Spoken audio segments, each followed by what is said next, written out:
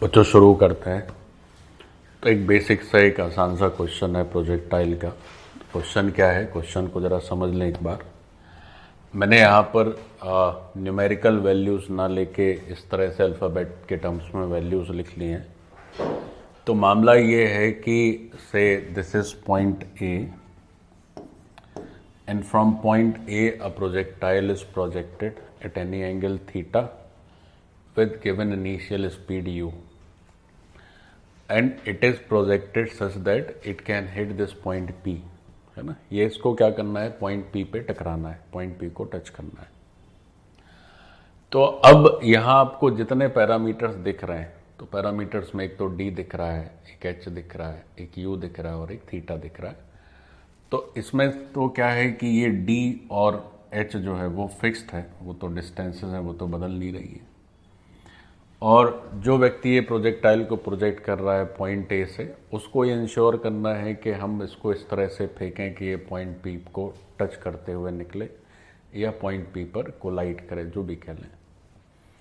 तो प्रश्न ये है कि ये जो दो चीज़ें हैं, first is theta and second is you, तो यही दो बातें रिस्पॉन्सिबल है कि ये पी पे पहुंचेगा या पी के ऊपर से चला जाएगा या पी के नीचे ही गिर जाएगा। तो जो प्रोजेक्टाइल को प्रोजेक्ट करने वाला व्यक्ति है, उसके हाथ में ही थीटा और उसके हाथ में यू है। तो इसमें भी आप ऐसा कर सकते हैं कि एक को दे दें कि भाई आपको इतने यू से ही फेंकना है, तो आप ये तय करिए कि किस थीटा पर आपको फेंकें so that it can reach point P. या फिर आप ऐसा भी कर सकते हैं कि आप थीटा निर्धारित कर दें तो फिर यू की बात कर लें, है ना। तो इस क्वेश्चन में बात यह है कि गिवन इंफॉर्मेशन क्या क्या है। तो ये जो डिस्टेंसेस हैं डी और एच, ये तो हमेशा ही गिवन है, ठीक है। उसके बाद फिर क्या है, out of these two information theta and u, एक अपने को दिया रहेगा। तो one is given out of theta and u, इन दो में से एक अपने को पता है और दूसरा पूछा जाएगा। तो मान लीजिए यू दिया है, एक्चुअली बताने का लॉजिक ये है कि यू ही चलो दिया हुआ है, थीटा ही बताना है, ऐसा कर लेते हैं। तो गिवन इंफॉर्मेशन में क्या क्या है, डी, एच और यू दिया है, सपोज तीन चीजें दी हैं। बच्चों हम लोग हमेशा इस तरह से पढ़ेंगे कि हम कैलकुलेशन वाले पार्ट से बचेंगे क्लास में, क्योंकि मुझे लगता है कि वो जोड़ना घटाना वो सब आप खुद ही कर सकते हैं। तो मेन जो कंसेप्चुअल पार्ट है उसी को सीखना है, ठीक। तो प्रश्न ये है कि फाइंड थीटा, थीटा बताना है सच दैट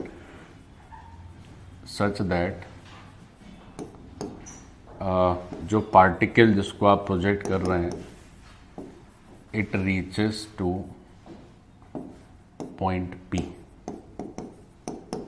ठीक है। ये है क्वेश्चन कि आप किस एंगल से इसको प्रोजेक्ट करें so that this particle may reach to point P. So this is the basic thing that we need to figure out. अब देखो, अब ये प्रोजेक्टाइल का क्वेश्चन जब तुम देख रहे हो तो क्या तुम ये सोच सकते हो कि हमारे पास थीटा की कितनी वैल्यूज आ सकती हैं? क्या एक ही थीटा आएगा या एक से ज़्यादा भी थीटा आ सकते हैं?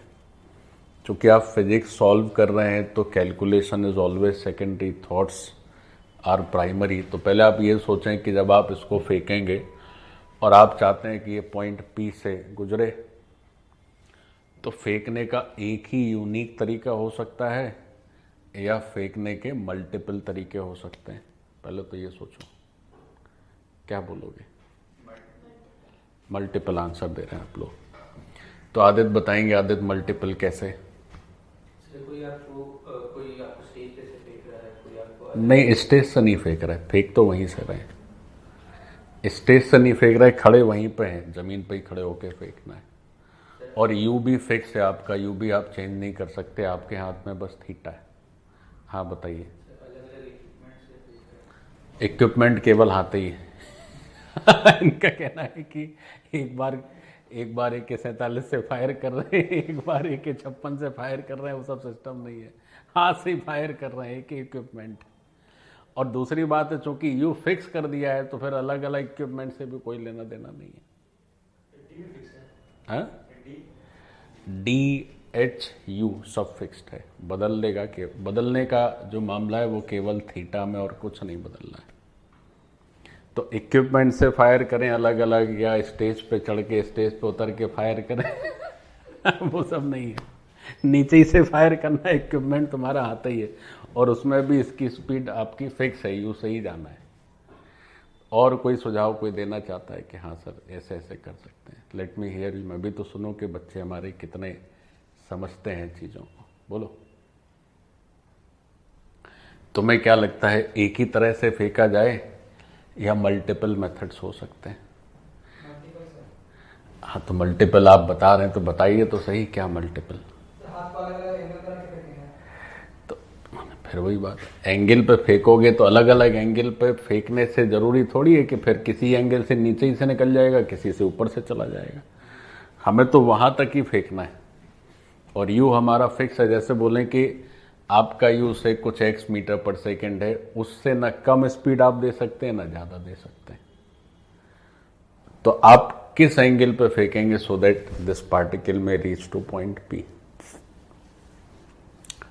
देखो, हम जो बता रहे थे उतना अच्छा आंसर आया नहीं। देखो, करना ये है कि आप ऐसे सोच सकते हैं कि जैसे, एक तो ये तुम्हें पता होना चाहिए कि किसी भी एक रेंज के लिए 2 थीटा पॉसिबल है, होता है कि नहीं होता है? एक थीटा और एक 90 माइनस थीटा। उस तरह से भी ना सोचो तो इसको एक ऐसे सोचा जा सकता है, जैसे बात हुई कि वैसे तो आप कैलकुलेट करेंगे तो you will directly have the correct answer कि कितने थीटा होंगे नहीं होंगे, बट अगेन फिर आपकी फिजिक्स की समझ जो है वो तो, या बेसिक कॉमन सेंस आपका कमजोर ही माना जाएगा। तो आप इसको ऐसे सोचो कि भाई हमें से, मैं छोटा सा उसी का एक बना देता हूं फोटो, यहां से हम इसको से प्रोजेक्ट कर रहे हैं। अब देखो, प्रोजेक्शन 2 तरह से हो सकता है बच्चों। कैसे? एक प्रोजेक्ट आप ऐसे करो कि ऐसा रास्ता तय करे वो,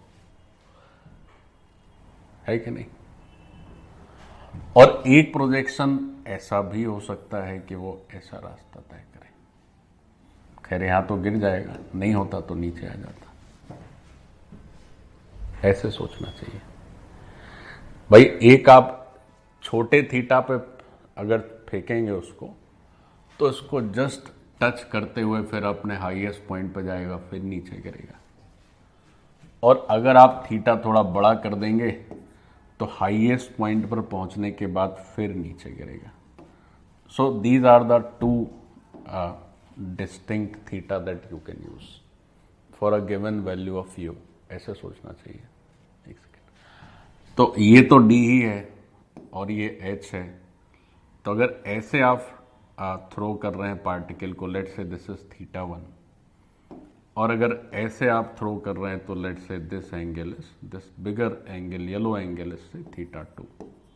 तो दोनों ही परिस्थितियों में क्या होगा, ये पहुंच सकता है। और दोनों ही परिस्थितियों में आपका u सेम ही रहेगा, सेम u है, but if you are changing initial speed, naturally the trajectory will change, है ना, एवरीथिंग विल चेंज। हम P तक दोनों तरीके से पहुंच सकते हैं। तो जब इस क्वेश्चन को आप सॉल्व करेंगे तो सॉल्व करते समय अब 2 तरह के विद्यार्थी होंगे या 3 तरह के होंगे। एक को तो कुछ बुझाएगा ही नहीं तो वो तो क्या करेंगे, ऐसे ही ABCD किसी में भी टिक करके मामला हो जाएगा उनका। अब ऐसे बच्चे जो इसको सॉल्व कर सकते हैं, तो उसमें भी 2 तरह के हो सकते हैं। एक तो क्या करेंगे कि इसको डायरेक्ट सॉल्व करेंगे, और एक ऐसे भी होंगे जो देखते ही समझ जाएंगे कि इसमें क्या मामला है। तो उनकी संख्या बहुत कम है जो देखते ही समझ जाएंगे। तो आपको उनमें अगर आना है तो आपको थोड़ा सा काम करना होगा। श्रीमान जी बताएं। सर यू सेम कैसे रहेगा अलग अलग थीटा पे? यू का थीटा से कोई मतलब ही नहीं है। तुम्हारे हाथ का भगवान ने फिक्स कर दिया कि तुम, इनका ये कहना है प्रश्न कि सर यू कैसे सेम रहेगा, ये तो यही हुआ है ना। ईश्वर ने बोल दिया आदित्य तुम जो भी पत्थर फेंकोगे 10 मीटर पर सेकंड की रफ्तार से ही निकलेगा, ना कम ना ज्यादा। सर अगर यू फिक्स रहेगा तो अलग अलग थीटा पे तो अलग अलग डिस्टेंस पे आएगा। फिर वही बात, अलग अलग डिस्टेंस पे तो जा ही रहा है। ये अगर पॉइंट दीवार ना होती तो ये यहाँ गिरता और ये यहाँ गिरता, लेकिन हमें तो इस पॉइंट पे ना पहुँचाना है। जैसे मान लो से सामने जो कॉर्नर है, हमें वहाँ तक पत्थर फेंकना है, तो एक तो है कि हम ऊपर की तरफ फेंकें तो जब वो नीचे गिरे तो उस गिरती हुई यात्रा में उस पॉइंट से टकराए, और एक ऐसा होता है कि हम सीधा फेंकें तो जब वो ऊपर जा रहा है उस तरफ की यात्रा में टकराए। तो दोनों हो सकता है ना, तो दोनों पॉसिबिलिटीज है ना। चलिए, बट आप अच्छा बता नहीं पाए शुरू में, so it's a pain for me. अगर बताते तो लगता है कि चलो तुम बढ़िया बच्चे हो गए हो। तो बस अपने को सॉल्व कर लेना, अब तो कुछ उसमें बचा नहीं है। अच्छा, सॉल्व कैसे करोगे? तो सॉल्व करने के कई सारे मेथड्स हो सकते हैं। सबसे बेस्ट मेथड है कि आप जो ट्रेजेक्ट्री की इक्वेशन होती है उसको लिख दें और इसको सोचें कि साहब ये ओरिजिन की तरह इसको ट्रीट कर लें। तो हमारा जो ट्रेजेक्ट्री है, क्योंकि दोनों ही प्रोजेक्टाइल मोशन है, अब बैठ के मजा ले रहे हो, लिखते भी जाओ। तो जो ट्रेजेक्ट्री है प्रोजेक्टाइल मोशन की,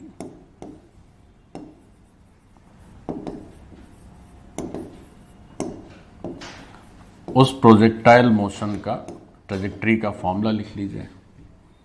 सो that formula is y is equal to x tan theta minus half g x square by u square और 1 प्लस tan स्क्वायर थीटा, ये ऐसा होता है। तो इसमें बस आपको करना ये है कि हमारा जो पॉइंट है वो इस पॉइंट से होके पास करे, इस पॉइंट P से होके निकले। तो अगर P के कोऑर्डिनेट्स देख लें, तो अगर आप इसको ओरिजिन की तरह ट्रीट कर रहे हैं तो x कोऑर्डिनेट बच्चों D है और y कोऑर्डिनेट h है। तो हमारा जो प्रोजेक्टाइल है उसके रास्ते में ये पॉइंट P जरूर पड़ना चाहिए, बस इतनी सी बात है। तो जब पॉइंट P को इसमें सेटिस्फाई करा दो, तो जो पॉइंट P है that is D, H। Now replace these values into the given equation. तो जब आप ये वैल्यूज रिप्लेस करते हैं तो y की जगह हो जाएगा से h। अगेन क्वेश्चन जब आएगा एक्चुअल इस तरह का, तो ये सब वैल्यूज आपको दी होंगी dh में। कैलकुलेशन के चक्कर में न पड़े, इसके लिए हम इस तरह से लिखते रहे। तो h is equal to d tan theta minus half g x square. X square means, अच्छा इस पॉइंट का मतलब यही है बच्चों की x जहाँ जहाँ है वहाँ वहाँ d रखना है अपने को, और जहाँ जहाँ y है वहाँ वहाँ h लिखना है। So this is all that we need to do. तो h हो गया d tan theta minus half g x square. X square करोगे तो d स्क्वायर, नीचे u स्क्वायर और 1 plus tan square theta, like this. तो इस तरह से हम सॉल्व करेंगे। अब अपने को बच्चों थीटा की वैल्यू चाहिए, तो आप थोड़ा गौर से देखेंगे, थोड़ा इसको ठीक से लिखेंगे तो ये tan थीटा के टर्म्स में क्वाड्रेटिक हो जाएगी। तो अगर tan स्क्वायर थीटा को लिख लें तो कुछ उसका कोफिशिएंट आएगा, फिर बच्चों कुछ tan थीटा का कोफिशिएंट आएगा और कुछ कांस्टेंट होगा और सामने हो जाएगा 0, ऐसे। तो अब जब इसको हम सॉल्व करेंगे, तो सॉल्व जब करेंगे तो नेचुरली tan थीटा की ना 2 वैल्यूज आ जाएंगी। अब जो भी वैल्यूज आए तो मान लेते हैं एक वैल्यू आ गई से λ1 और एक वैल्यूज आ गई λ2।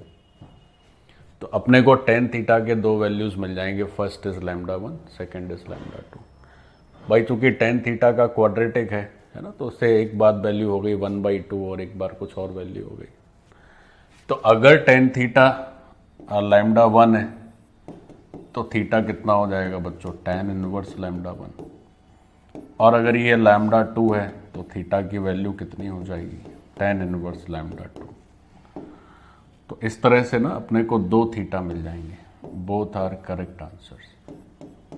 तो इस तरह से हम इस क्वेश्चन को सॉल्व कर सकते हैं। बट अगेन क्या है, पहले ये थॉट स्पष्ट होना चाहिए कि कैसे गिरेगा, तो वो थॉट ज़्यादा इंपॉर्टेंट था। Anyways done. बच्चों इसको देखो, इस फोटो को देखो। तो इसमें अब क्या हो रहा है कि से एक पॉइंट पी है से which is above h height from the ground level, एक पॉइंट पी है which is at h height from the ground level, और उस पॉइंट पी से हम क्या कर रहे हैं कि we are projecting a particle. अब वो जो पार्टिकल का प्रोजेक्शन है तीन तरह से हो सकता है। एक तो क्या हो कि ग्राउंड के पैरेलल आप फेंकें उसे, means in the horizontal direction you are throwing this particle. फिर एक ऐसा भी हो सकता है कि हॉरिजॉन्टल से थोड़ा ऊपर की तरफ फेंकें, और फिर ऐसा भी हो सकता है बच्चों कि आप हॉरिजॉन्टल से थोड़ा नीचे की तरफ फेंकें। तीनों तरीके से फेंका जा सकता है। हम वो वाली बात नहीं कर रहे हैं जिसमें वर्टिकली ऊपर फेंको और नीचे गिरे, तो that we are not taking, क्योंकि फिर वो प्रोजेक्टाइल मोशन नहीं बनेगा सिस्टमेटिक। तो अब इन तीनों ही सिचुएशन में आपसे क्या क्या पूछ सकते हैं। आपसे ये पूछ सकते हैं कि कितने समय में नीचे गिरेगा, फिर ये भी पूछ सकते हैं कि हॉरिजॉन्टली कितने दूर गिरेगा, फिर ये भी पूछ सकते हैं कि गिरने में जो समय लगा वो तो मैंने पहले बोल दिया, टाइम ऑफ फ्लाइट क्या होगा। फिर ये भी पूछ सकते हैं, अब चूंकि इसमें तो नीचे ही नीचे गिरेगा, इसमें तो थोड़ा ऊपर भी जाएगा, तो इसमें पूछ सकते हैं कि भाई अच्छा बताइए कि इस पी पॉइंट से कितनी ऊपर जाके फिर नीचे गिरेगा। और फिर एक आखिरी बात ये भी पूछ सकते हैं कि जब ये नीचे फ्लोर को या ग्राउंड को हिट करेगा तो उस समय की इसकी स्पीड बताइए या इसकी वेलोसिटी बताइए। फिर ये भी पूछ सकते हैं कि जब ये ग्राउंड को हिट करेगा तो किस एंगल पे हिट करेगा। So all these things can be asked for all three situations. अब बस जब कभी परीक्षा में या कभी आप क्वेश्चन करेंगे तो यू की वैल्यू दे देंगे इतने मीटर पर सेकेंड, थीटा अगर होगा तो थीटा दे देंगे, है ना, 37 डिग्री, 53 डिग्री, 45 डिग्री, और एच भी दे ही देंगे। और फिर आपको वही न्यूमेरिकल गुणा भाग करके फिर सॉल्व करना होगा। तो हम अगेन उस न्यूमेरिकल कैलकुलेशन से बचते हुए जो काम की बात हमें सीखनी है उसी तक हम सीमित रहेंगे। तो ये हमारा ग्राउंड लेवल है और इससे एच यूनिट हाइट से हम कोई पार्टिकल को फेंक रहे हैं, और फेंकने के तीन तरीके हो सकते हैं, तीनों आपके सामने बने हुए हैं। अब तीनों तरीके में हमें क्या क्या बताना है सो लिख लो। पहला हो गया, फिर दूसरा हो गया, और ये तीसरा हो गया। अब तीनों तरह के ये जो प्रोजेक्टाइल के मोशन आएंगे तो हमें देखो क्या क्या बताना होगा इस क्वेश्चन में। फाइन, तो फर्स्ट पार्ट क्या बताना होगा? तो पहला तो हमें यह बताना होगा कि टाइम ऑफ फ्लाइट सभी में क्या होगा। यहां भी 1 2 3 लिखा हुआ है तो उसको मैं ABCD करके लिख देता हूं। तो पहला हमें बताना होगा कि टाइम ऑफ फ्लाइट क्या हो गया। फिर दूसरा जो पैरामीटर है वो ये हो सकता है कि साहब maximum height of particle from the ground, ये बताना होगा। तो नेक्स्ट आर्टिकल ये पूछा जाएगा, ये बताइए। फिर जो थर्ड पार्ट है that we need to figure out is से डिस्टेंस से, ये पॉइंट P है और इसको मान लेते हैं कुछ पॉइंट A। तो ये this is your point A। तो ये बताना पड़ सकता है कि जिस पॉइंट पर वो पार्टिकल हिट करता है ग्राउंड को, वो A से कितनी दूर गिरा। So distance from point A to the point where particle hits the ground। हमारा पार्टिकल जमीन को जब हिट कर रहा है तो वो A से कितनी दूरी पर है। So this also we need to figure out. तो टाइम ऑफ फ्लाइट हो गया, मैक्सिमम हाइट ऑफ पार्टिकल हो गया, डिस्टेंस हो गया, और क्या क्या पूछ रहे हैं? हाँ, एक और पूछ सकते हैं कि velocity and speed of particle when it hits the ground. एक ये भी पूछ सकते हैं, और एक ये भी पूछ सकते हैं कि एक ये भी पूछा जा सकता है कि किस एंगल पर ये ग्राउंड को हिट कर रहा है, ये भी पूछ सकते हैं। तो एंगल बताना है। अच्छा, एंगल, अब जैसे मान लीजिए, इस बात को भी सीखो बच्चों, जैसे वो ऐसे आया, जैसे मान लीजिए पार्टिकल क्या हुआ कि से this is your ground level, तो इस पे पार्टिकल आया ऐसे, और ऐसे इसने ग्राउंड को हिट किया। तो इसका जो लास्ट मोमेंट का मोशन है, तो उसका एंगल अब हॉरिजॉन्टल डायरेक्शन से हो सकता थीटा। उसके दो एंगल होंगे ना बच्चों, एक होगा हॉरिजॉन्टल से थीटा और एक होगा वर्टिकल से, तो दिस इज 90 माइनस थीटा। तो when this particle is going to hit the ground, तो इसका एंगल बताना है, इसे हॉरिजॉन्टल से चलो बताना है, और ये v स्पीड से ग्राउंड को हिट कर रहा है। ठीक है, तो वही वेलोसिटी एंड स्पीड दोनों बतानी। वेलोसिटी अगर बतानी तो इसका मतलब क्या होगा कि आपको vx और vy दोनों बताना पड़ेगा, और फिर इनके स्क्वायर करके ऐड करके रूट ले लीजिए, तो वो आपकी v की वैल्यू हो जाएगी, रिजल्टेंट हो जाएगा। तो अगली चीज ये पूछी जा सकती है कि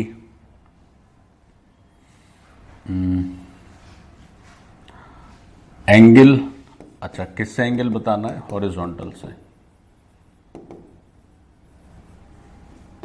हॉरिजॉन्टल से angle with respect to horizontal when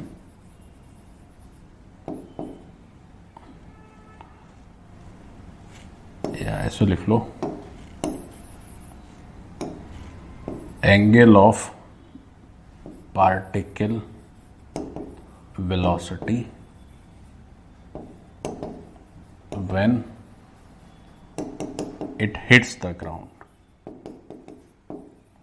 तो ये सारी बातें एकदम एलिमेंट्री लेवल पे हमें समझनी है ना, शुरुआती कर रहे हैं चूंकि, तब ये सब बताना है भाई, और ऊपर से फेंका जाएगा। अच्छा, फिर जैसे जैसे आप आगे बढ़ेंगे प्रोजेक्टाइल में, तो और क्या क्या चेंज हो सकता है, तो और ये सब चेंज हो जाता है कि जैसे अब जिस प्लेटफॉर्म पे खड़े होकर प्रोजेक्टाइल को फेंक रहे, हो सकता है वही चलने लगे, तो उससे भी फर्क पड़ जाएगा। तो ये छोटे मोटे चेंजेस आते रहते। फिर आप हो सकता है कि इंक्लाइन पे फेंके, तो वो सब चीज़ें हम लोग अभी आगे आगे करेंगे। तो फिलहाल इससे निपटते हैं। तो बच्चों, हम चूंकि 3 अलग अलग सिचुएशन है, तो तीनों सिचुएशन में भी कर सकते हैं और एक से भी सब बता सकते हैं। एक से देखो करके देखते हैं और उससे सारे आंसर निकाल सकते हैं, ऐसी स्मार्टनेस कर सकते हैं, है ना। देखो कैसे, सीखो। तो हम क्या कर रहे हैं कि किसी एक को सॉल्व कर लेते हैं। देखो जरा गौर से समझे, हम ऐसा क्यों बोल रहे हैं कि हम एक को यूज करके ही बाकी सारी कर सकते हैं। बच्चों देखो, ये 3 स्थितियां हैं, तो मान लीजिए हम इसको पकड़ के सॉल्व कर लें। तो अगर इससे यहां पहुंचना है, देखो ये सब अब तुम्हें सीखना पड़ेगा, थोड़ा समझदारी। इससे अगर तुम यहां पहुंचना चाहते हो, तो अपनी एनालिसिस में जो थीटा तुम्हें दिखेगा उसकी जगह 0 रख देना, तो यहां पहुंच जाओगे, है कि नहीं भाई। इसमें यही तो फर्क है, यहाँ थीटा है, यहाँ कुछ है ही नहीं, तो थीटा 0 कर देना। तो जो भी आंसर इससे मिले, उसमें जहां जहां थीटा आएगा उसको 0 कर देने का है। अच्छा, और इससे यहां पहुंचना चाहते हो तो फिर क्या करने का है? तो जो भी तुम्हें आंसर मिले, उसमें जहां जहां थीटा लिख रहे हो वहां वहां माइनस थीटा कर देना। तो थीटा ऊपर की तरफ हो गया, तो माइनस थीटा नीचे की तरफ हो गया। तो हम एक का आंसर निकाल के और बाकी अपने पन्ने बचा सकते हैं, और फिर बाकी 2 का आंसर डायरेक्टली लिख सकते हैं, एक सही हो जाएगा। और अगर उतनी समझदारी नहीं है तो फिर सब अलग अलग करना पड़ेगा, और अगर उतनी समझदारी नहीं है, प्रोजेक्टाइल पता ही नहीं है, तो सब छोड़ना पड़ेगा, फिर ये भी ऑप्शन है। तो ये सब तो बच्चों पे निर्भर है। तो देखो इसको सॉल्व करते हैं। तो बीच वाले ही कर रहे हैं बच्चों, ठीक है। हम लोग क्या कर रहे हैं, बीच वाले को ही सॉल्व करेंगे और फिर उससे पहले वाले और तीसरे वाले का रिजल्ट लिख लेंगे। तब देखो ध्यान से क्या हो रहा है। तो हमारा जो बीच वाला प्रोजेक्टाइल है उसमें साहब ऐसा है कि वो इस तरह से फेंक रहा है उसको,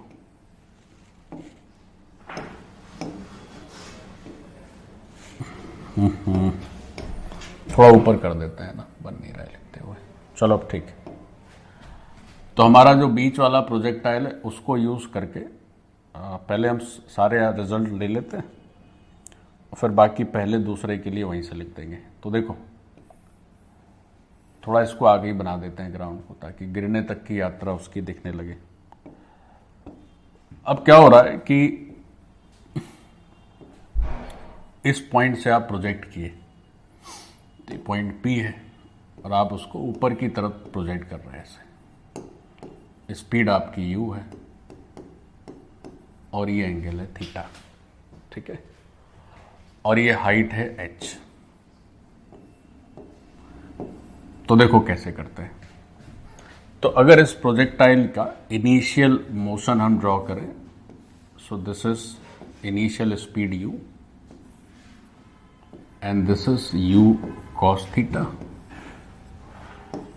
and this is u sin theta and this is theta, ठीक।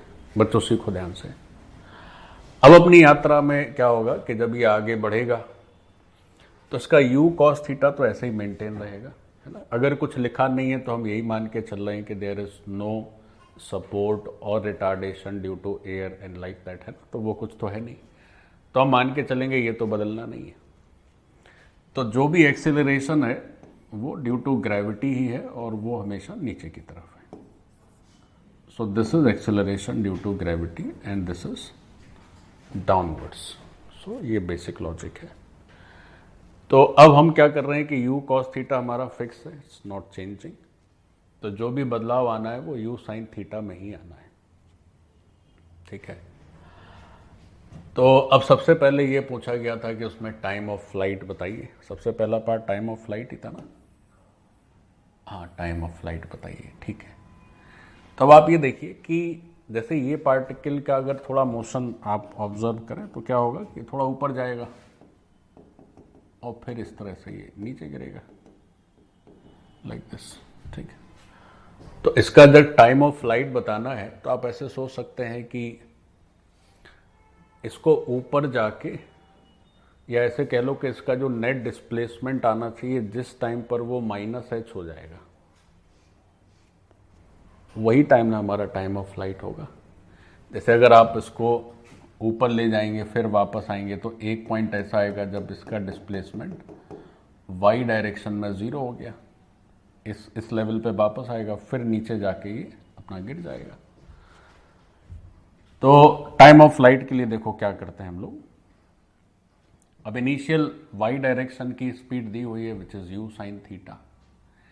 तो हम लोग फॉर्मूला यूज करते हैं s is equal to ut plus half और at स्क्वायर।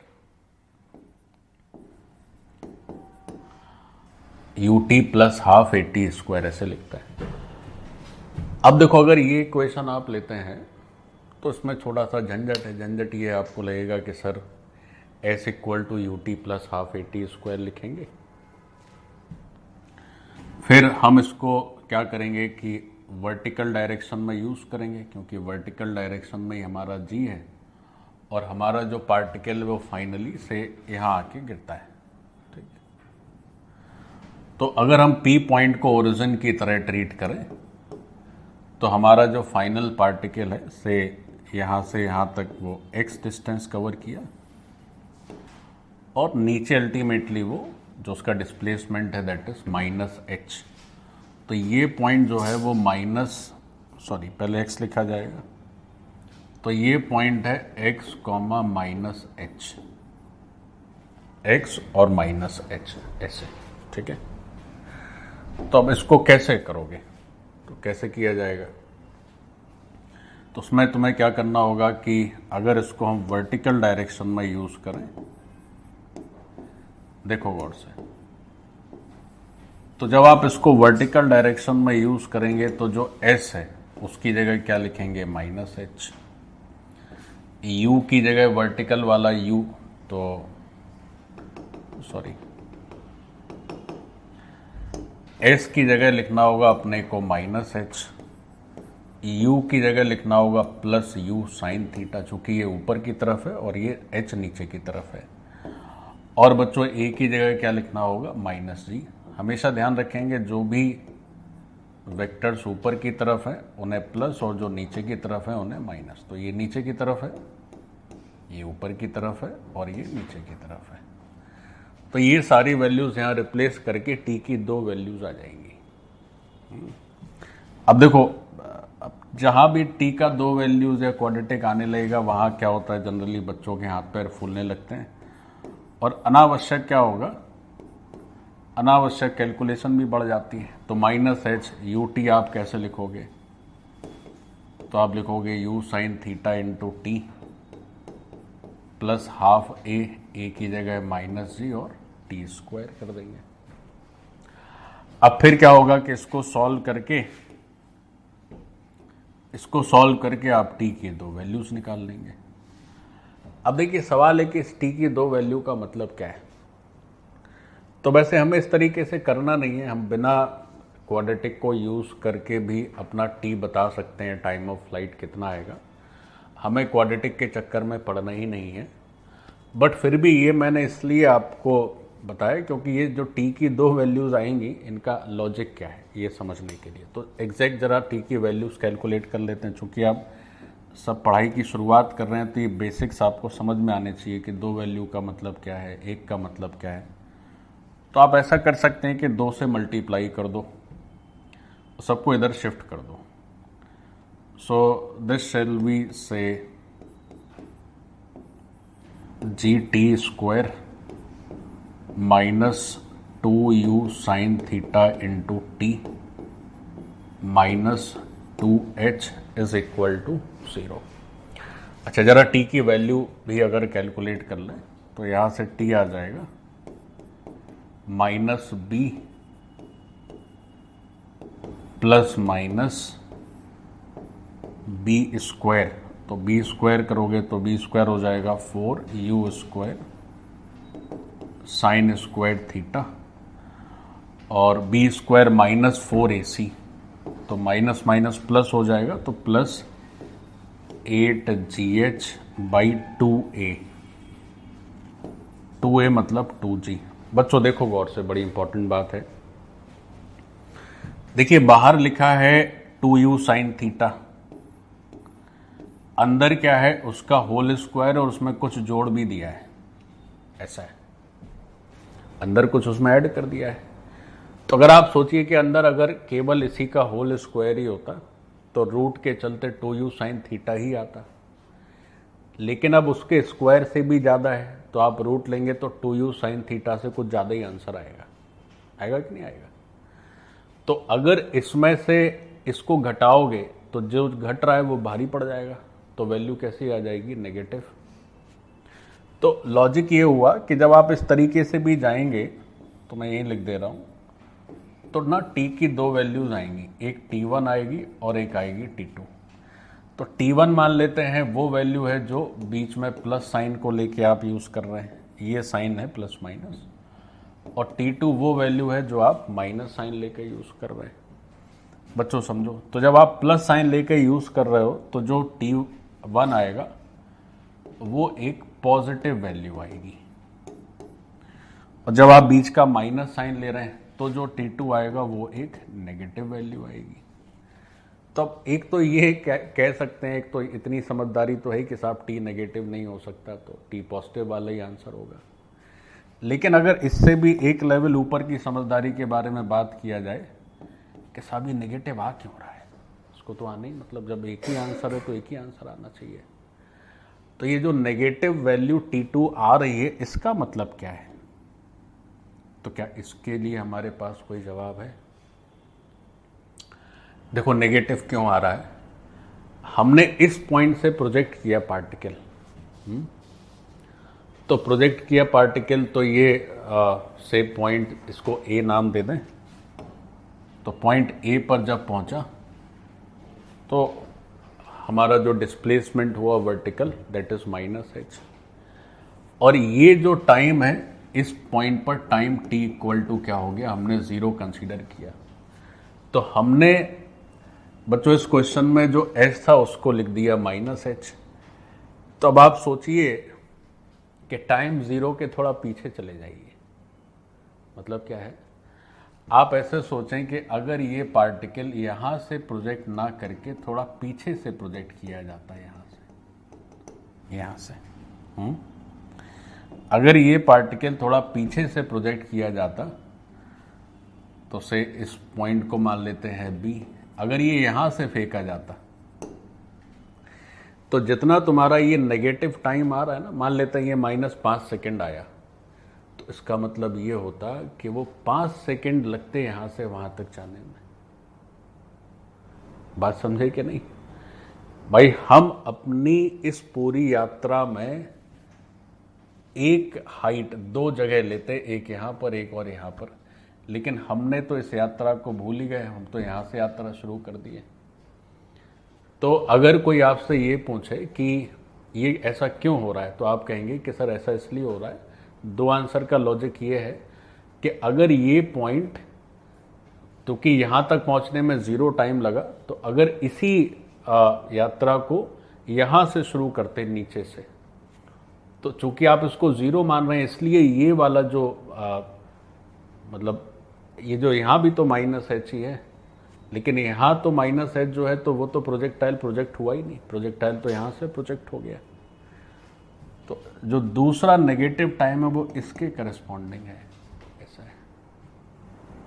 और अगर आप यहां से पार्टिकल को फेंकते और किसी और स्पीड पे नेचुरली फेंकते, यू तो नहीं होता, किसी और स्पीड पे फेंकते, और वो पहुंचते पहुंचते यहां पे प्रोजेक्टाइल का स्पीड यू होता, तो यहां से यहां तक जो टाइम लगता है that is T2।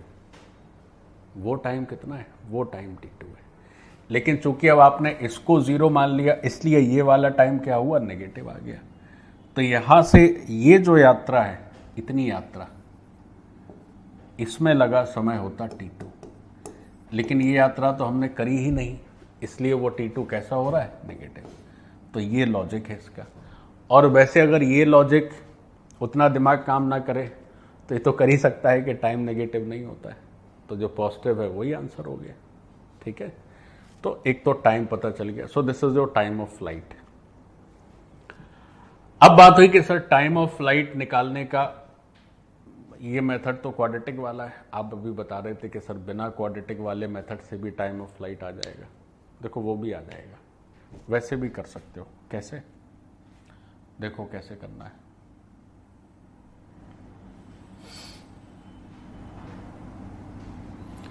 Time of flight का सेकंड मेथड समझते हैं।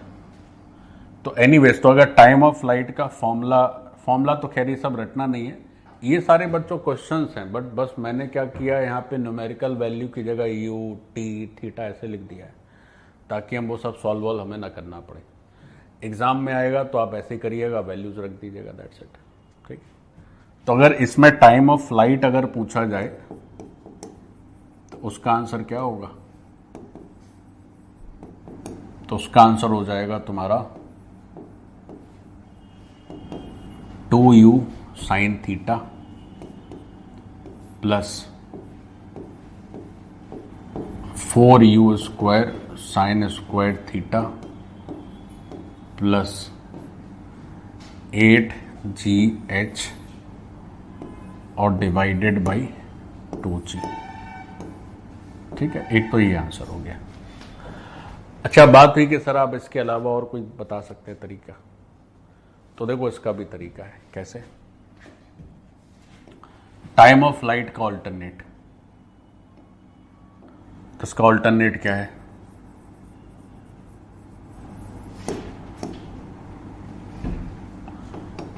टाइम ऑफ फ्लाइट का ऑल्टरनेट मेथड क्या है?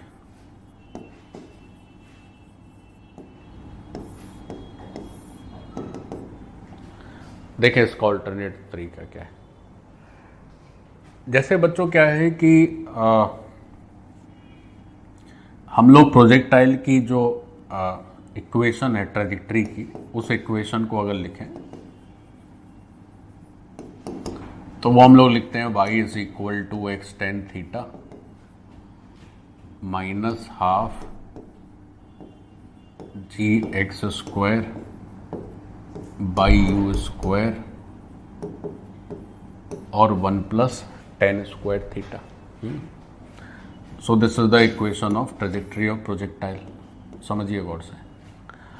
अब ये जो ट्रेजेक्ट्री की इक्वेशन है, इस ट्रेजेक्ट्री की इक्वेशन में जो पॉइंट ए आप लिख रहे हो, तो वो पॉइंट ए क्या हो गया भाई? इनिशियल पॉइंट तो आप 0 0 बता रहे हैं, तो जब वापस से घूम के उसी लेवल पे आएगा तो उसका वाई एक्सिस का जो डिस्प्लेसमेंट है वो 0 हो गया। बच्चों समझ लो इसको थोड़ा सा, फिर से मैं ऊपर वाला वो खोल देता हूँ तो एक चीज़ और समझ आ जाएगी।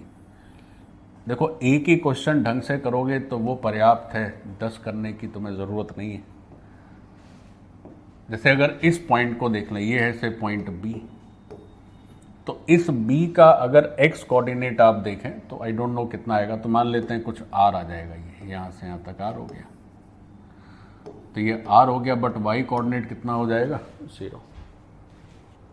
तो अगर कोई ये कहे कि ये वाला आर बता दीजिए कितना है, ये तो वैसे पूछा नहीं है, पूछा तो है कि टाइम ऑफ फ्लाइट और ये सब पूछा है, कि अगर ये वाला आर पूछ दे ये क्या है, तो ये तो नॉर्मल जो प्रोजेक्टाइल मोशन में पढ़ते थे, u square sine 2 theta by g, ये तो नहीं, क्योंकि वापस उसी लेवल पे आ गया। तो जो रेंज होता है, रेंज का तो एक फॉर्मूला पढ़ा हुआ है हमने ऑलरेडी। अब इस पॉइंट से और नीचे उतर जाएगा। सोचो कि ये ज़मीन होती तो यहीं गिर जाता, लेकिन अब ज़मीन तो नीचे है ना, तो फिर नीचे उतर जाएगा, तो थोड़ा और आगे जाएगा और नीचे आएगा। तो हमें ए वाले से मतलब है, तो देखो जो पॉइंट ए है, उस पॉइंट ए का कोऑर्डिनेट अगर देखें तो एक्स कोऑर्डिनेट हमने एक्स लिख रखा है और वाई कोऑर्डिनेट हमने लिख रखा है -h। तो अगर ट्रेजेक्ट्री की इक्वेशन में ये एक्स और वाई रख दिए जाएं तो y की जगह -h पड़ेगा और ये हो जाएगा x tan theta minus half g x square by u square और 1 प्लस tan स्क्वायर थीटा। बच्चों टी का 2 वैल्यू यहां से भी आएगा, हम बच नहीं सकते। तो अगर ऐसा कर दिया, अब हम ये चाह रहे थे कि साहब x की वैल्यू बताएं,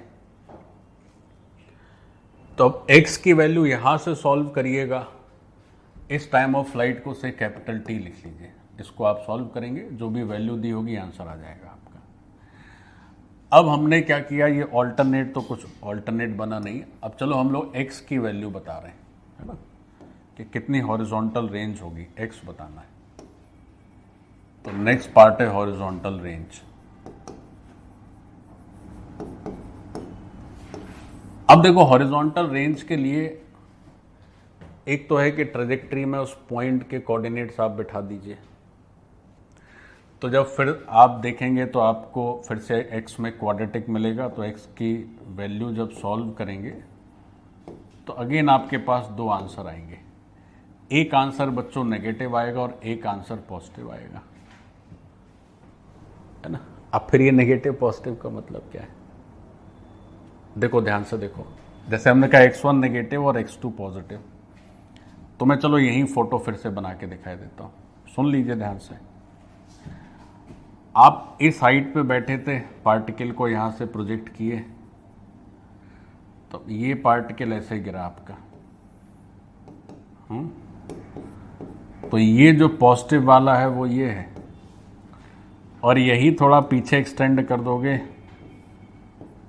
तो जो नेगेटिव वाला है वो ये है। तो ये नेगेटिव पॉजिटिव का ये मतलब है, मतलब आपका जो पार्टिकल है वो आगे गिरा तो वो पॉजिटिव डिस्प्लेसमेंट हो गया, पीछे गिरा तो नेगेटिव डिस्प्लेसमेंट हो गया। क्योंकि दोनों ही पॉइंट्स के लिए, चाहे इस पॉइंट के लिए देखो या इस पॉइंट के लिए देखो, तुम्हारा जो y कोऑर्डिनेट है वो तो -h ही है ना। तो इसको लिखा जाएगा x2 कॉमा -h और इसको लिखा जाएगा x1 कॉमा -h, ऐसे। तो अगर हमारी जो ट्रेजेक्ट्री की इक्वेशन है, उस ट्रेजेक्ट्री की इक्वेशन में हम x कॉमा -h लिखेंगे तो -h के करस्पॉन्डिंग 2x हो सकते हैं। तो हमारे काम का कौन सा है, x2। लेकिन अब चूंकि आप टाइम निकालने में काफी टाइम दे चुके थे पहले ऑलरेडी, तो फिर अब इसको करना उतनी बुद्धिमानी नहीं है। बट ये चलो मैंने बता दिया कैसे होगा। बट टाइम अगर निकाल लिया है आपने, तो फिर आप इसके चक्कर में मत पड़िए। तो हॉरिजॉन्टल रेंज निकालने का जो अल्टरनेट है सो क्या है, इसका एक अल्टरनेट है। चूंकि टाइम हमारे पास आ चुका है, तो अब हम इसके चक्कर में नहीं पड़ेंगे, अब हम अल्टरनेट से कर लेंगे। अब बच्चों देखो, चूंकि सेम अभी क्वाड्रेटिक ऑलरेडी आप करके टाइम निकाल ही चुके हैं, तो फिर से इसमें जाने की कोई ज़रूरत नहीं है। तो इसका एक सिंपल ऑल्टरनेट आप ऐसे कर सकते थे। तो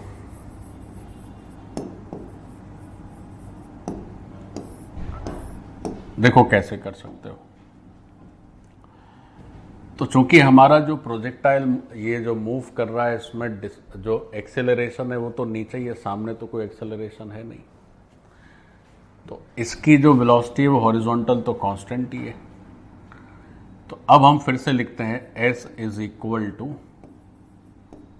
ut plus half at square. अब अगर हम x डायरेक्शन में देखें या हॉरिजॉन्टल डायरेक्शन में देखें, along horizontal direction,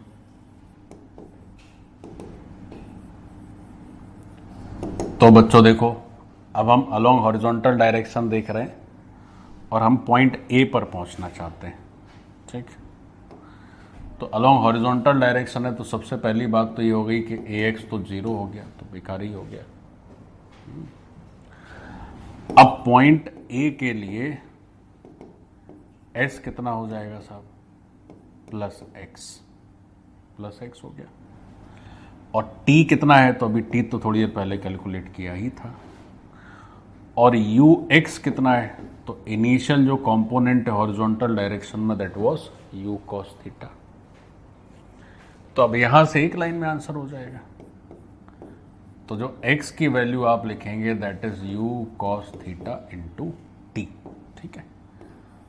so this is the range along x direction. कोई अगर यही पूछ दे कि अच्छा ये बताइए कि ये जिस लेवल से आप चालू किए थे, उस लेवल पे जब क्रॉस करेगा, उस लेवल पे जब क्रॉस करेगा तो कितना r है। तो ये तो हम पहले भी कर चुके हैं, ये तो नॉर्मल रेंज हो गई प्रोजेक्टाइल की। तो अगर r कोई पूछ दे तो r की वैल्यू क्या हो जाएगी, है ना। अगर कोई r पूछ दे तो r हो जाएगा u square sine 2 theta by g. तो उसमें तो कोई दिक्कत ही नहीं, तो पहले भी कर चुके थे। वैसे ही पूछा नहीं था, तो एक तो मेनली ये पूछा था फर्स्ट पार्ट में कि साहब ये बताइए कि कितना टाइम लगेगा गिरने में, तो वो टाइम हो गया पहले ही। कितनी दूर गिरेगा वो भी पता चल गया, कितनी दूर गिरेगा। फिर ये आर भी हमने बता दिया, आर भी पता चल गया। अच्छा, अब कह रहे हैं कि गिरने से पहले कितनी मैक्सिमम हाइट वो ऊपर जा सकता है। तो बड़ा इजी है भाई, ये हाइट तो अपने को पता होती ना, ये वाली, इस हाइट की तो जानकारी होती है। कितनी होती है ये, मान लेते हैं h डैश। तो जो h डैश है वो कितना है, u square sine square theta by 2g। तो जो मैक्सिमम हाइट है ग्राउंड लेवल से, that is h plus h dash. यही तो है भाई। इनिशियली तो इस पोल पे था ही, यहां से इतना और ऊपर गया। तो प्रोजेक्टाइल जिस लेवल से फेंका जाता है, उस लेवल से अधिकतम कितनी ऊंचाई तक जाता है। तो मैक्सिमम हाइट का फॉर्मूला अपने को पता ही है। तो अगला पार्ट अगर देखें, एक बार देख लेते हैं क्वेश्चन में क्या क्या पार्ट किस सीरियल नंबर पे थे। काफ़ी लंबा हो गया ये। हाँ, क्या क्या था भैया? Time of flight done, maximum height बतानी है, डिस्टेंस फ्रॉम पॉइंट डन, अच्छा वेलोसिटी और एंगल, अच्छा ये चीज़ रह गई। ठीक है जी, वेलोसिटी एंगल बता देते हैं, पहले मैक्सिमम हाइट कर लो।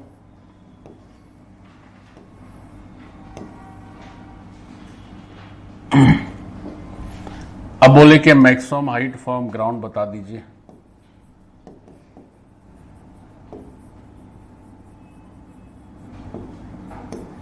तो ये तो बहुत इजी है, h तो जहां से फेंका वही हाइट थी, h डैश और ऐड कर दीजिए, और h डैश की वैल्यू हमें पता ही है कितनी होती है, u square sine square theta by 2g, ऐसे u square sine square theta by 2g हो गया। So this is another answer. अब जैसे हमने कहा कि भैया ऐसा करिएगा कि अगर नीचे तरफ फेंकेंगे तो थीटा को माइनस थीटा लिख दीजिएगा, और एक सीध में फेंके, हॉरिजॉन्टल फेंके तो थीटा को 0 कर दीजिए। बच्चों समझ लो, तो क्या होगा कि अगर आप थीटा को यहां 0 कर दिए, मतलब जो फर्स्ट जो फेस था कि सीधा फेंके, तो थीटा 0 तो ही पूरा गायब, तो मैक्सिमम हाइट तो h ही रही। आप सोचो अगर सीधा फेंकोगे तो नीचे नीचे ना गिरेगा, ऊपर तो जाएगा नहीं, तो जिस पॉइंट से फेंके वही मैक्सिमम हाइट हो जाएगी। और अगर नीचे की तरफ एंगल करके फेंकोगे तो फिर यहां प्रॉब्लम है क्या, अगर थीटा की जगह माइनस थीटा भी कर दिए तो स्क्वायर के चलते तो अल्टीमेटली ये ऐड ही हो जाएगा, जबकि यहां भी फिर गड़बड़ है। तो यहां चूंकि स्क्वायर हो जा रहा है तो थीटा रखो या माइनस थीटा रखो कोई फर्क नहीं पड़ेगा। तो मैक्सिमम हाइट फ्रॉम ग्राउंड में ये आंसर है बच्चों किसका, बीच वाले का, और जो पहले और दूसरे वाले का आंसर होगा, answer for first and second, है ना। फर्स्ट मतलब वो वाला जिसमें आप सीधे सीधे फेंक रहे थे, sorry first and third, third में आप नीचे की तरफ करके फेंक रहे थे। तो जो पॉइंट ऑफ प्रोजेक्शन है बच्चों, that is the maximum height, तो वहां पर हाइट केवल h ही होगी, तो वहां पर आंसर h ही हो जाएगा, है ना भाई। जिस हाइट से आप फेंक रहे थे वही मैक्सिमम, उसके बाद ऊपर तो जा नहीं रहा है, उसके बाद तो नीचे ही गिरना है। तो जो इनिशियल पॉइंट ऑफ प्रोजेक्शन है, जैसे से ये h था और ये भी h था, तो यही मैक्सिमम हाइट है बच्चों। तो यहां जो मैंने तरकीब बताई कि आप थीटा को माइनस थीटा कर दें, आपका सब आंसर आ जाएगा, थीटा को 0 कर दें, आपका सब आंसर आ जाएगा। तो यहां तो थीटा को 0 करने से आ जाएगा, लेकिन यहां माइनस थीटा करने से फिर भी ये जुड़ ही जाएगा। क्यों जुड़ जाएगा, क्योंकि स्क्वायर लगा हुआ है, तो इसलिए यहां पर h को आप अलग से लिख लीजिए। तो इन दोनों सिचुएशन में मैक्सिमम हाइट h ही होगी। ओके, अब बात आती है कि जब वो पार्टिकल हिट करे ग्राउंड को तो किस स्पीड से हिट करे, और दूसरी बात उसकी डायरेक्शन क्या है, उसकी हॉरिजॉन्टल या वर्टिकल से डायरेक्शन क्या है, ये बताना है। तो अब ये बताना बहुत सरल है, देखो कैसे, समझ लीजिए बच्चों कैसे बताओगे। तो अब बात करते हैं velocity when particle hits ground. अपने को अब बात करनी है वेलोसिटी की जब वो पार्टिकल क्या करता है, ग्राउंड को हिट करता है। तो अब ये काम कैसे होगा, जरा इस बात को गौर से देखो। देखो बच्चों, तो मान लेते हैं ये हमारा ग्राउंड है और ये पार्टिकल आया, इसने ग्राउंड को हिट किया, ये हमारा particle, it is going to hit the ground. तो इस समय इस डायरेक्शन में Vx है और ये है Vy, और इन दोनों का रिजल्टेंट है V, और ये एंगल है थीटा, ऐसे। ठीक है, तो अब इसको कैसे करोगे? तो इसको करना बहुत इजी। कैसे? V इक्वल टू लिखते हैं हम लोग U प्लस AT। अच्छा, अब हॉरिजॉन्टल डायरेक्शन में देख लेते हैं क्या होगा। तो देखो, हॉरिजॉन्टल में V की जगह लिखेंगे Vx, U की जगह लिखेंगे बच्चों U cos थीटा। हॉरिजॉन्टल में कोई एक्सेलरेशन है नहीं तो 0। तो हमारा जो इनिशियल वेलोसिटी है हॉरिजॉन्टल डायरेक्शन में, वही फाइनल भी है, अभी भी U cos थीटा ही है। अच्छा, फिर वर्टिकल डायरेक्शन में अगर देखी जाए तब क्या लिखेंगे? तो V is equal to U sine theta, और A की जगह माइनस G और स्मॉल t की जगह कैपिटल T, जो आपने फर्स्ट स्टेप में सॉल्व किया होगा। टाइम ऑफ फ्लाइट आया था ना, तो उसको यूज करेंगे तो आपका Vy पता चल जाएगा। तो ये Vy हो गया U sine theta minus GT। जब आप इसको बच्चों सॉल्व करेंगे तो ये निश्चित नेगेटिव वैल्यू आएगी। क्यों? क्योंकि नीचे की तरफ है और इनिशियल जो है वो ऊपर की तरफ है ना। ये पॉजिटिव है, इसमें माइनस करोगे तो ये नेगेटिव आएगा, तो नीचे की तरफ हो गया। तो अगर फाइनल स्पीड की बात करी जाए, ऐसे पूछा जाए कि साहब फाइनल स्पीड बताएं, या वेलोसिटी पहले लिख दें, तो स्पीड, वेलोसिटी, डायरेक्शन सब लिख देते हैं। देखो बच्चों, तो फाइनल वेलोसिटी कैसे लिखेंगे आप? तो फाइनल वेलोसिटी लिखी जाएगी वेक्टर b, और ये हो जाएगा Vx i कैप और Vy j कैप। जो Vx और Vy ऊपर निकला है उसको यहां रख दीजिए, तो ये फाइनल वेलोसिटी हो गई। फिर अगर कोई फाइनल आपसे स्पीड पूछे, यानी कि इसका मैग्नीट्यूड पूछे, तो वो आप कैसे लिखेंगे? तो रूट लगाने के बाद Vx का स्क्वायर लिख दें और Vy का स्क्वायर लिख दें। ये दूसरा आंसर हो गया। फिर बच्चों अगर टेन थीटा पूछा जाए, है ना, तो टेन थीटा कैसे करोगे? देखो, ये है Vx, ये है तुम्हारा V, और ये है Vy, है ना। थोड़ा ये ऊपर तक ही रह गया, इसको नीचे तक कर दो,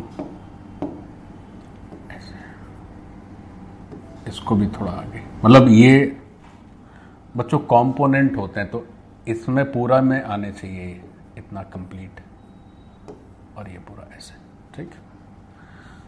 हाँ, तो हमें थीटा बताना है, ये थीटा है, तो इस Vy को यहां प्रोजेक्ट कर दीजिए ऐसे,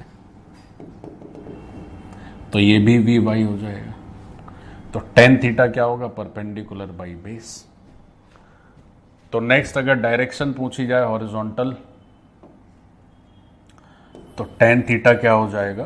परपेंडिकुलर। तो परपेंडिकुलर देखो, अब एक चीज और समझ लीजिए, Vy तो नेगेटिव आ रहा है कि नहीं आ रहा है? तो जैसे तुमने लिखा tan theta is equal to Vy और नीचे लिख दिया Vx, तो टेन थीटा की वैल्यू जब आप सॉल्व करेंगे तो you will get a negative answer, ठीक है। तो नेगेटिव का मतलब यही है कि वो नीचे की तरफ है।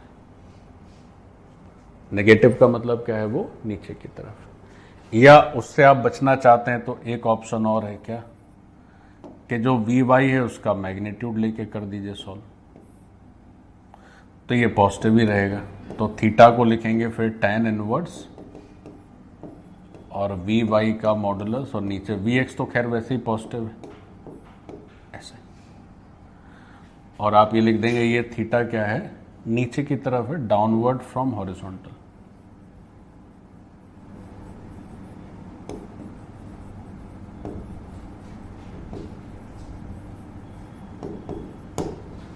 Done. So this is the final direction.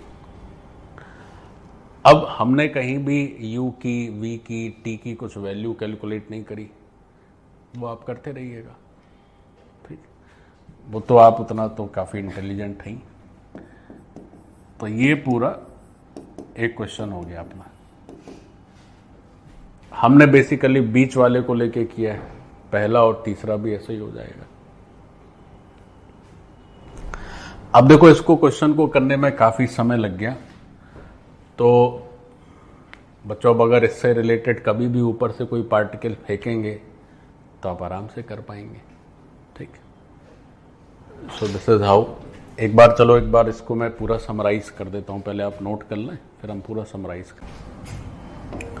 बच्चों ऐसा करते हैं, एक बार ये पूरा एनालिसिस एक बार मैं ब्रीफली फिर से आपको समझा देता हूँ, है ना। चूँकि आप फर्स्ट टाइम ये सब पढ़ रहे हैं अगर, तो फर्स्ट टाइम नेचुरली थोड़ा सा भारी लगेगा, इतना लंबा लंबा ये चल रहा है, बट एक आध बार करने के बाद ये बहुत इजी हो जाता है। तो एक बार मैं पूरा आपको फिर से समझा देता हूँ।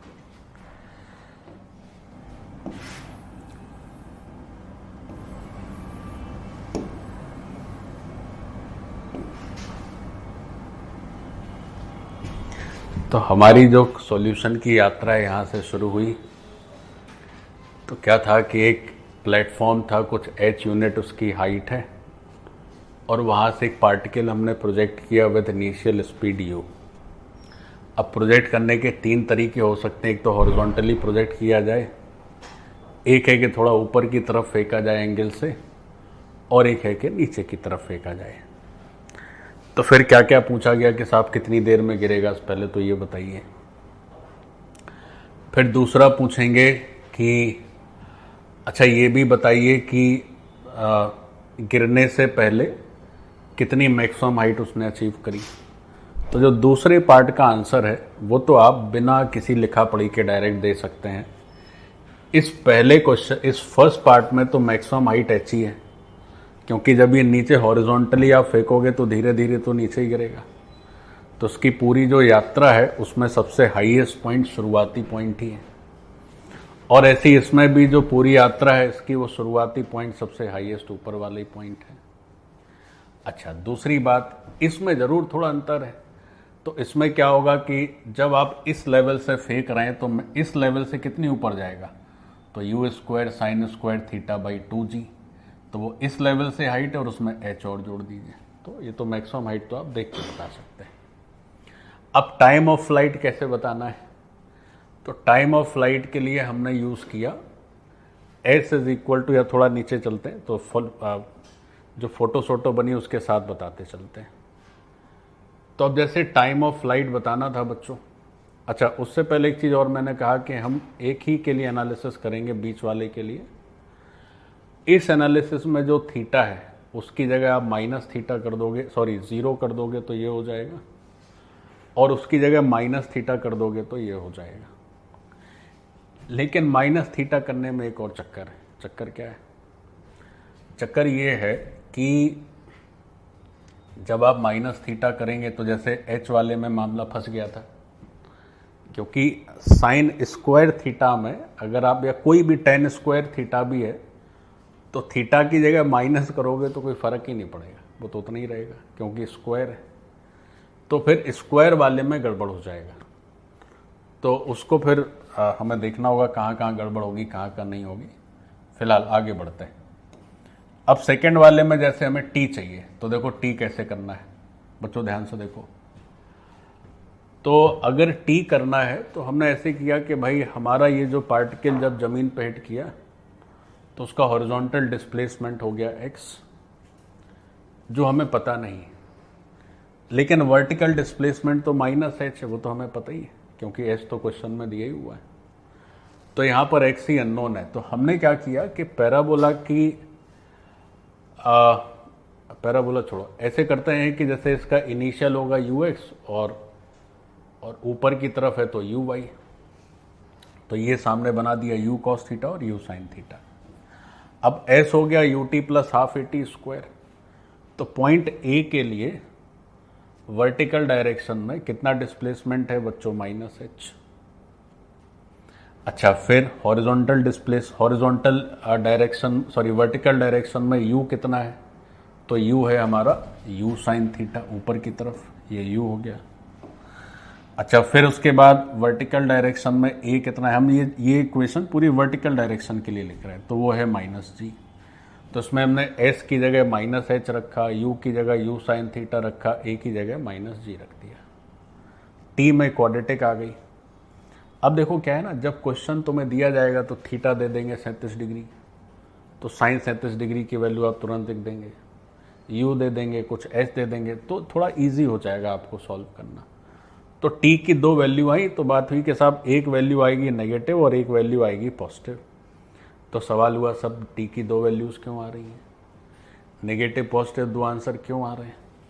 अब देखो ये सवाल अगर मन में आए तब तो उसका जवाब देना भी ठीक है, या एक सवाल एक ऐसे भी इसको टरकाया जा सकता है। टरकाने वाली लैंग्वेज क्या हो सकती है, देखो टाइम तो नेगेटिव होता नहीं तो एक काट दो, पॉजिटिव वाला सही आंसर हो गया। तो एक ऐसे भी सोच सकते हैं, और एक अगर उसको और गंभीरता से सोचें कि ये नेगेटिव आया तो क्यों आया, तो फिर उसकी बात अलग है। तो नेगेटिव इसलिए आया क्योंकि इसके मोशन में आप इस पॉइंट को 0 टाइम मान के चल रहे हैं, और फिर आप y कोऑर्डिनेट -h रख रहे हैं। तो अगर इस पूरे पैराबोला को हम देखें तो इस पैराबोला में y कोऑर्डिनेट -h 2 जगह आएगा, एक बार यहां पर आएगा और एक बार यहां पर भी -h ही आएगा। तो हमारा जो भी आंसर टाइम का आएगा वो दोनों, क्योंकि आप s तो -h रख दिए, तो -h रख दिए, तो -h जहां जहां भी होगा उस सब के करस्पॉन्डिंग आंसर आएगा, तो इसलिए 2 आंसर आए। और नेगेटिव आंसर का मतलब यही है क्योंकि चूंकि हम यहां पे टाइम t इक्वल टू 0 मान रहे हैं, तो ये जो पीछे वाला टाइम है वो तो नेगेटिव ही आएगा। तो ये हमारा t2 नेगेटिव और t1 हमने लिख दिया पॉजिटिव, तो हमारा आंसर फिलहाल ये हो गया। अच्छा, फिर अब बात हुई कि साहब कितनी दूर गिरेगा। तो कितनी दूर गिरेगा ये बताने के लिए एक बार हमने क्या किया, आपको बस बताने के लिए कैसे भी कर सकते हैं कि हमने पैराबोला की ट्रेजेक्टरी की इक्वेशन लिख दी और उसमें y की जगह रख दी है -h और x की जगह तो x ही है। अब बोले कि साहब x को सॉल्व करो, तो फिर से x की 2 वैल्यूज आ जाएंगी, तो फिर से एक वैल्यू पॉजिटिव आएगी, एक नेगेटिव आएगी। तो फिर से ये कह के टरकाया जा सकता है कि भाई देखो यहाँ से चालू हो रहा है, x तो नेगेटिव हो ही नहीं सकता, तो नेगेटिव वाला गलत। लेकिन उसको भी अगर समझना है तो फिर आप ऐसे समझ सकते हैं कि साहब ये तो पैराबोला की इक्वेशन ही लिख रहे हैं ना, तो अगर आप y को -h लिख रहे हैं तो y बराबर -h है, तो पैराबोला तो एक अनबाउंडेड कर्व होता है, तो -h इधर भी आएगा और -h इधर भी आएगा। तो एक x इस -h के करस्पॉन्डिंग आएगा और एक इसके करस्पॉन्डिंग आएगा। तो इसलिए क्या हुआ है कि 2 आंसर आए, तो जो पॉजिटिव है अगेन वो आंसर है, जो नेगेटिव है वो गलत है। तो नेगेटिव वाला इसलिए गलत है क्योंकि वो पीछे वाला है हमारा, ये सही हो गया ऐसे, ठीक। अब अच्छा, अगर मैं थोड़ा इसी में और जोड़ दूं, जैसे ऐसे कह दें कि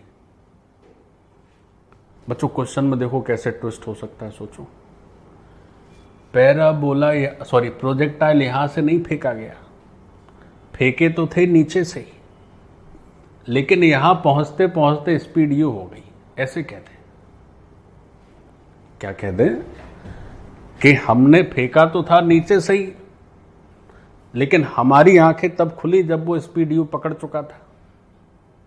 तभी हमें ऐसी दृष्टि मिली कि हमने पता कर लिया कि अच्छा ये जो है इस थीटा पे जा रहा है और ये जो है इस स्पीड से जा रहा है, इस हाइट पे है। ऐसे मान लो क्वेश्चन को चेंज कर दें, समझ लो, जैसे हम तो सब समझा ही रहे हैं, तुम कितना समझोगे तो तुम ही जानते हो। हम क्या कह रहे हैं कि इस क्वेश्चन में थोड़ा परिवर्तन कर देते। क्या करते, अभी ये क्वेश्चन थोड़ा आसान इसलिए था कि भाई इसको यहीं से फेंक रहे थे, अब हम कह रहे हैं कि फेंक रहे हैं नीचे से, लेकिन हम जब देख पाए तो हमें दिख रहा है कि साहब h दूर हाइट पे ये पहुंच चुका है और यू स्पीड से जा रहा हो, इतना एंगल थीटा है। अब बताइए कि कितनी दूर गिरेगा, नंबर 1, और कितने पीछे से फेंका गया, ऐसे पूछ दें। 2 बातें पूछते हैं कि कहां से फेंक रहे वो भी बताओ और कहाँ गिरेगा वो भी बताओ, दोनों बताओ। तो यहां से फेंक रहे साहब, x1 यहां से इतना पीछे से फेंक रहे और यहां से इतना दूर आगे गिरेगा ऐसे, तो फिर दोनों आंसर बताने पड़ेंगे। फिर पूछेंगे आगे गिरेगा तो कितना समय लगा वो भी बताओ, और पीछे फेंक के यहां तक आया तो कितना समय लगेगा वो भी बताओ। तो आगे वाला समय है t2 पर पीछे वाला समय है t1, तो फिर ऐसे आंसर हो जाएगा। समझे कि नहीं? अगर ऐसे बात करते कि यहां से फेंक रहे हो और h हाइट पे इस स्पीड पे चल रहा है, तो यहां से कितना आगे गिरेगा वो भी बताओ और कहां से फेंके वो भी बताओ। आगे जाने में कितना समय लगा वो भी बताओ और पीछे यहां तक आने में कितना समय लगा वो भी बताओ।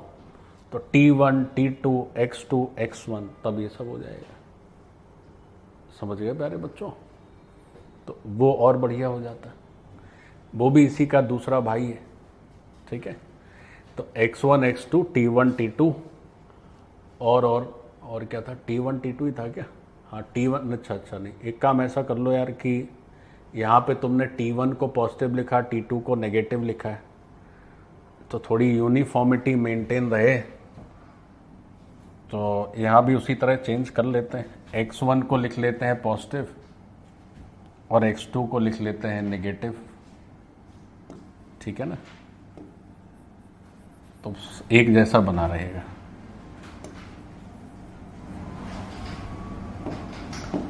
यहां लिख लेते हैं अपन x1 और यहां लिख लेते हैं x2। तो x2 है नेगेटिव और x1 है पॉजिटिव। x2 है नेगेटिव और x1 है पॉजिटिव। यानी पीछे की जो यात्रा है उसके लिए टाइम भी t2 और पीछे की जो यात्रा है उसके लिए डिस्प्लेसमेंट भी x2। ठीक है, तो इसको हम पॉइंट मान रहे थे A और इसको पॉइंट मान रहे थे B। ठीक, चलिए, तो ये x1 x2 हो गया।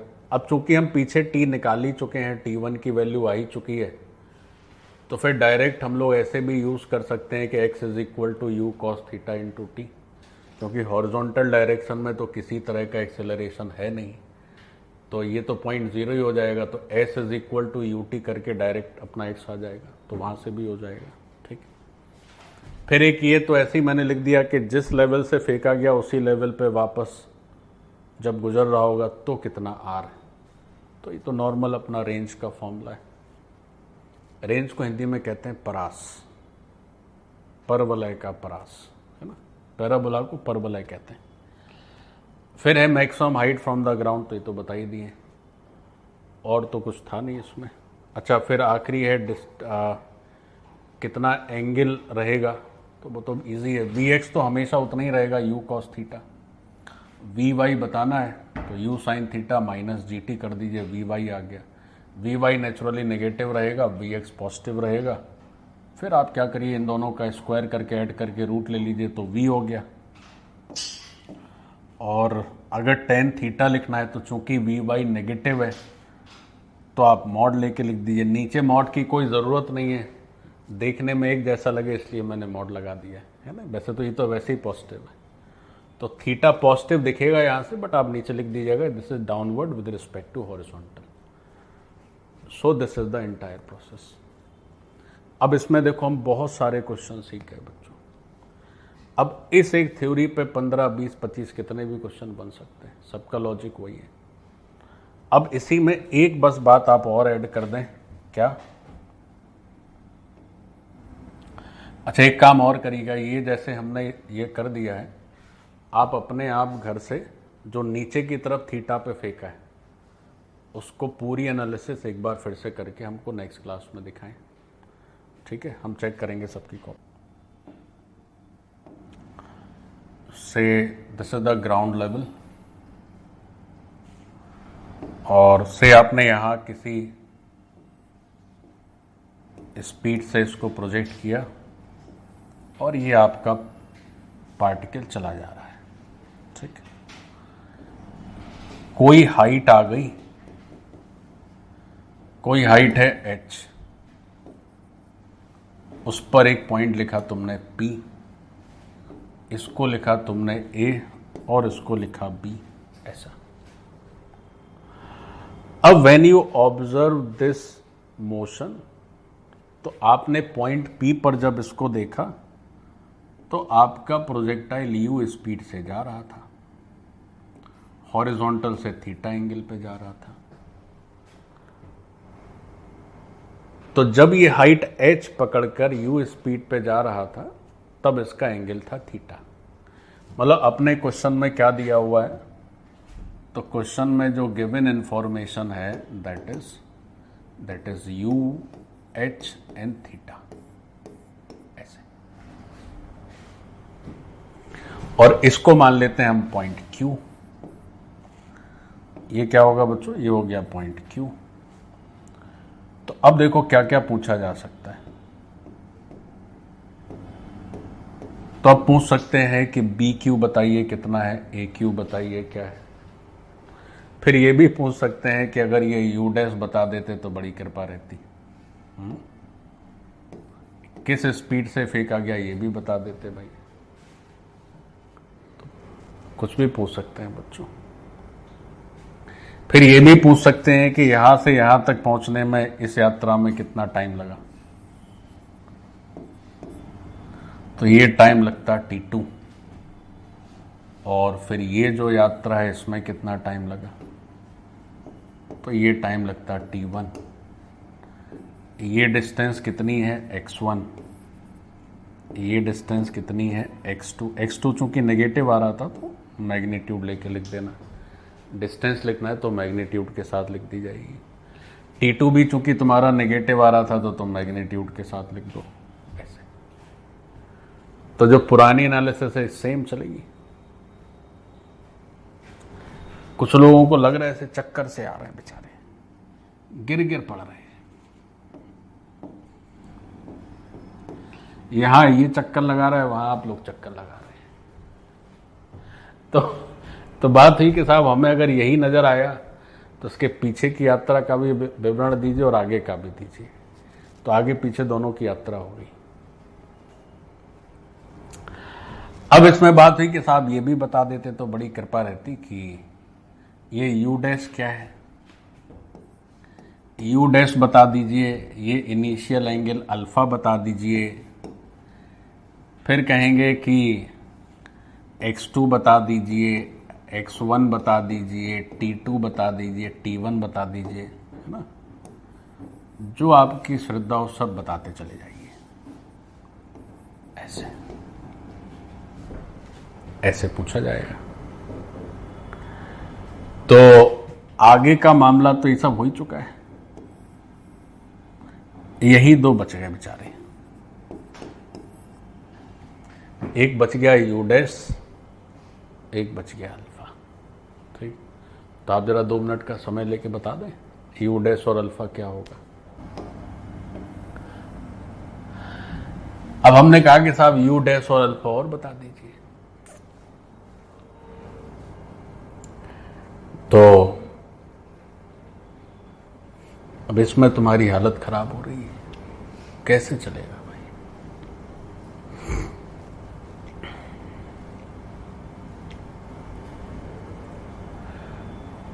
देखो ऐसे कर सकते हैं इसको, U डैश और अल्फा अगर पता करना है तो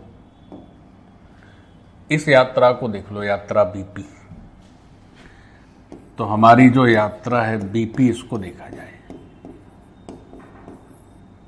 B से P तक की यात्रा। बच्चों जरा गौर से देखें। तो B पर जो पार्टिकल मूव करना शुरू कर रहा है, तो पहले मैं उसको बना देता हूं। तो ये है U डैश, ये है U डैश कॉस अल्फा, और ये जो है that is U dash sine alpha. So this was the motion at point B। और जब वो P पर पहुंचा तो U डैश की जगह U से चलने लगा, एंगल अल्फा की जगह थीटा हो गया। तो ये हो गया U कॉस थीटा, और ये हो गया साहब U डैश साइन थीटा। चलिए देखिए, तो क्वेश्चन में थीटा तो दिया ही हुआ था, यू भी दिया ही हुआ था, ठीक है। अब आप ये देखें कि पहली बात तो ये है कि जो हॉरिजॉन्टल कंपोनेंट है of velocity that must be same throughout the motion as there is no acceleration in horizontal direction. तो एक रिजल्ट तो ये तुरंत आपको समझना चाहिए कि ये यू डैश कॉस अल्फा और ये यू कॉस थीटा तो सेम ही रहने हैं सर। एक तो ये हो गया, है कि नहीं। दूसरा, अब जो वर्टिकल डायरेक्शन में वेलोसिटी है वो ये मानी जाएगी इनिशियल अगर बीपी की बात करें, और ये मानी जाएगी फाइनल। तो दूसरी इक्वेशन v बराबर, तो v बराबर कितनी, अच्छा यहाँ u डैश हमने लिख दिया, u है तो u डैश तो नहीं है, so this is u sine theta. तो वर्टिकल डायरेक्शन में जो वेलोसिटी है फाइनल हो गई u साइन थीटा। तो this is v is equal to u है u डैश साइन अल्फा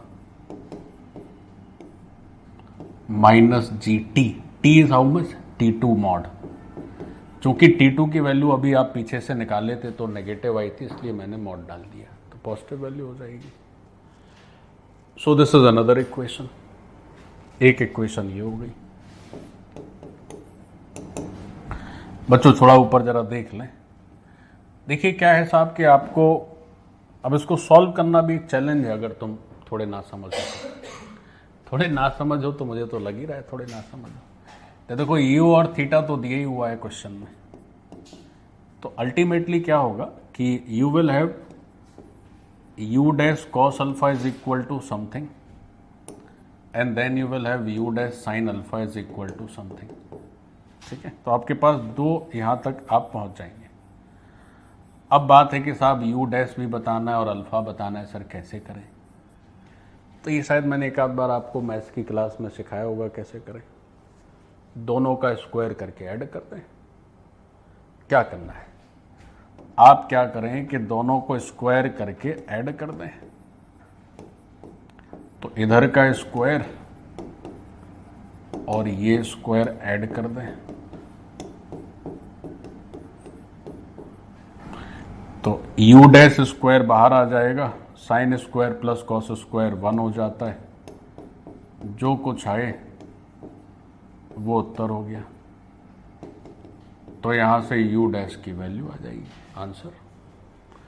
अब चाहे तो इसमें रख दीजिए, चाहे इसमें वैल्यू रख दीजिए, तो आपको अल्फा भी मिल जाएगा। ऐसे करना था। तो यात्रा का बीच का अगर कोई पॉइंट पकड़ में आ जाए तो पीछे की यात्रा भी पूरी बता सकते हो और आगे की भी पूरी यात्रा बता सकते हो, समझे, दोनों बता सकते हो। अब तुम्हारा फिजिक्स में होम असाइनमेंट ये है कि पहला और जो तीसरा मैंने छोड़ा है उसको आप अपने से खुद से ट्राई करें, और ये दूसरे को समझ के क्या करना है कि पहला और तीसरा ट्राई करना है। तो पहले में इस तरह से यात्रा चल रही थी ऐसी, और दूसरे में इस तरह से यात्रा, नहीं तीसरे में ये वाली यात्रा थी।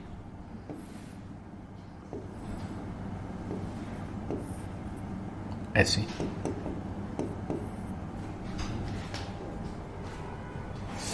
तो अच्छा, इसमें भी अब आगे पीछे की दोनों यात्रा को भी कवर किया जा सकता है। कैसे, सुनो ध्यान से। अब अगर इसको ऐसे सोचेंगे सर अगर हम नीचे से फेंकते तो पूरी यात्रा कैसे होती, तो अगर आप नीचे से फेंकते तो बच्चों ये ना फिर अपनी यात्रा के हाईएस्ट पॉइंट पर ही था, क्योंकि हाईएस्ट पॉइंट पर क्या होता है, वर्टिकल डायरेक्शन की वेलोसिटी क्या हो जाती है, 0। और ये जो प्रोजेक्टाइल होता फिर अपनी यात्रा की ये द्वितीय चरण में था, ऐसे, तब ऐसा जाता ऐसे। तो ये पूरी यात्रा एनालाइज करने का प्रयास करिएगा। अब साहब अगर हम मान लीजिए हमसे ना हो, हम ना कर पाए एनालाइज, तो आप भूल जाइएगा कि सब कुछ करना भी है हमको। भाई दो ही ऑप्शन है, तो तुम कर लो या फिर हमें करवाना पड़े। तो एक क्लास तो एक ही में चली गई तो इसी में दो और क्लास चली जाएगी। तो अगर आप कर लें तो अति उत्तम है, और अगर आप पहली यात्रा को समझेंगे तो ये सब आराम से हो जाएगा। ऐसे चलिए, डन।